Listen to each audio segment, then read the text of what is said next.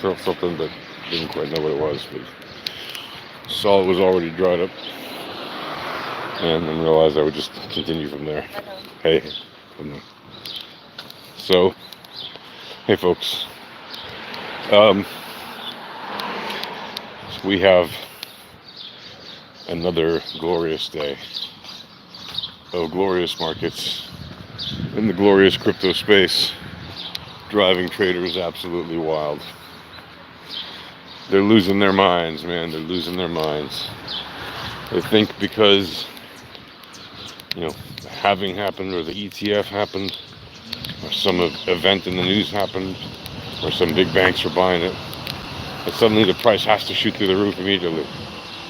And I've been saying to you, yes, all these events are happening, or have happened. All of them are noteworthy, even significant, but they absolutely do not in any way dictate what happens when it comes to low time frame intraday scalping of those assets, right?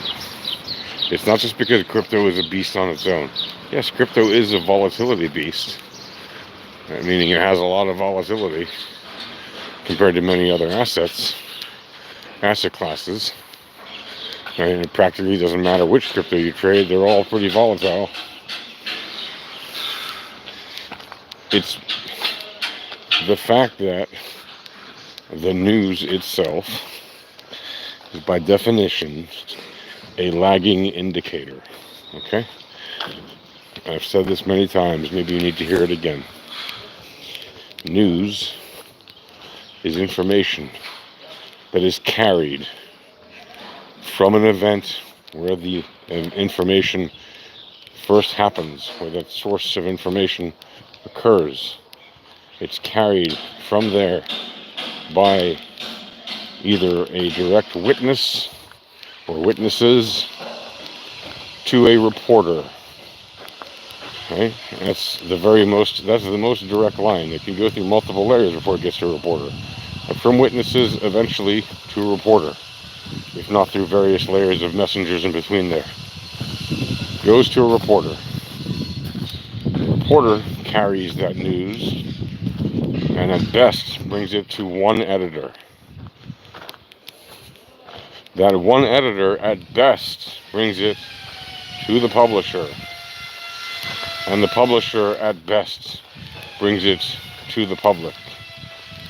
Do you see how many layers there are in between the actual event information source and ultimately the public that receives the information? An event information source. You got the event, you got the information source, you got a witness, you got a reporter. Sometimes the reporter is the witness, but that's rare. You've got an editor, you've got a publisher, and then you got the public. So from the time the event happens until the event is carried all the way through the news process and reaches the person in the public, that's 7 layers. 7. By the way, a reporter, literally, to carry again. Again, port, carry. A reporter, what is a report? Is to carry again. If you are filing a report, you are carrying again the information from one place to another. Right? Information is transitive. So a reporter carries the information from the source of info or the witness to their editor, who then chops it down, rewrites it, changes it, makes it, already a second fairy tale version. Because the reporter already made the first fairy tale version, right? By the time it gets to the publisher, well, they might have some input, like feedback for the editor saying, no, we can't do that, you need to change this and that. So the publisher will have their input. That's a third fairy tale version. And that's, of course, discounting the fact that the information source might not be 100% accurate, and the witnesses may not be 100% accurate. So you got 4 or 5 versions of fairy tales. When I say fairy tales, I mean obviously, not 100% accurate versions of the actual event itself. So by the time it gets to you, we're talking 7 layers minimum. You're the 7th layer at the very least if you're consuming news from any quote-unquote accredited news source. And I'm not saying you should discount all of their news sources. I'm saying that it's lagging. I mean, that's how you get vetted news. It's a process. You can't just send somebody out with their cam and just broadcast it without vetting. They need to have an accredited news reporter. What does that mean? That means somebody who's gone through a process of demonstrating that they're a capable and competent reporter who isn't just going to broadcast absolutely silly nonsense unverified as news. Now, they might do it on an entertainment channel that pretends to be news.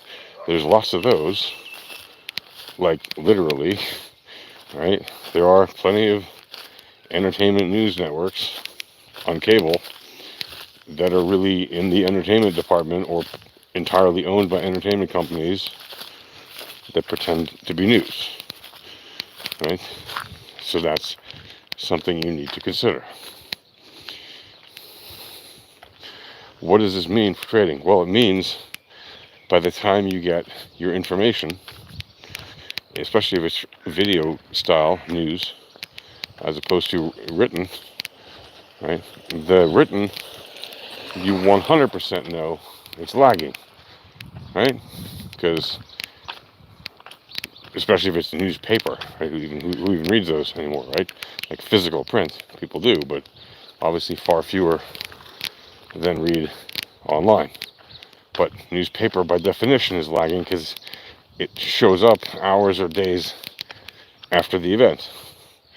Well, the only difference with newspaper and online written news is they can punch out the online one quicker, but there's still the process if it's a legitimate accredited news source. Now, can you get great information occasionally from somebody who's randomly blogging and happens to be a news source for a particular story? Yes, but first of all, most of the time they're not so great. Second of all, because they don't do all the necessary things to vet their story, by the way. That's why they're not so great. They're not so trustworthy, right? They don't have accreditation, which does matter, okay? And there's a reason that whole system exists. It is a validation of how people work. It means that they follow a well-regulated system that validates the credibility of their work, right? And yes, they can lie and make mistakes, and they do all the time, especially on, cable television style networks or even main broadcast networks, right? But most especially in cable television, where they have to fill their pipes 24 hours a day with the most trivial nonsense, and so they'll just say anything to fill the time. They don't care if it's accurate or not. But they have accreditation, which means they've gone through a process, they can be verified, and if they do the wrong thing, there can be countermeasures taken. When you have random bloggers and vloggers, which is wonderful, it's also full of mistakes. So you have that many more errors, right? And vloggers and bloggers who aren't necessarily paid by a large media network, may not necessarily be agenda-driven from the point of view of a network, but they have their own personal biases. They have their own personal interests, even if they don't realize it. Even if they try to be neutral, that's also an interest, right? Trying to be fair all the time when there is nothing fair about a topic. I'm saying there's always two sides to an issue when there sometimes just isn't, right? So news is a big problem when it comes to trading, and that is why you really should avoid it, like the plague. It is not helpful to you to have news stories interfering with your trading. Now, does that mean that when, for example, I spoke with you recently about how the banks are buying up Bitcoin, how the banks are buying up XRP, and how the banks are buying up Ethereum? Does that mean that that's not interesting and even useful information? No, I think as a crypto person, it is both interesting and useful, but not for trading, right? It's very useful information to know that the banks have made the move, the switch, right? They're full on into the crypto game at this point. They're not denying it, they're not hiding it. Everybody knows, everybody can see it. We've all looked at their SEC records. We know they put billions and billions into this already.